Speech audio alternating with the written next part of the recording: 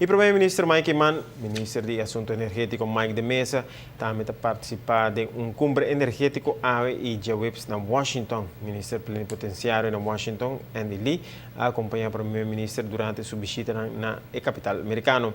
Ayer visitó el Departamento de Estado como antesala para a cumbre de energia que começa AWE. A cumbre de energia riba Isla Caribense e Centro-América é organizada para vice-presidente americano Joe Biden.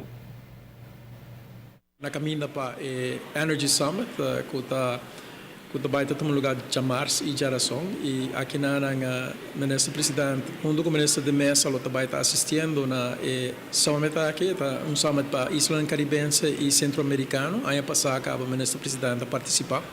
Importante dizer que está com o organizador de FIPI Biden. Importante está com o FIPI Biden também a pedir para toda a isla por fazer algo de terreno regional para estimular a transição também de energia renovável.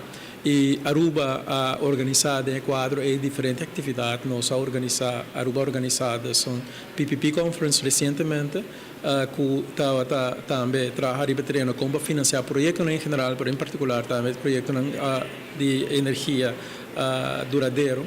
Pero também a organizar Aruba Learning Events, que está em linha de lo que Energy Summit de 2015 também pede, e tem diferentes outras atividades mas que Aruba organizar em terreno aqui, que é interessante também para presidente na state e durante a reunião de Energy Summit para indicar como Aruba está trabalhando em terreno aqui.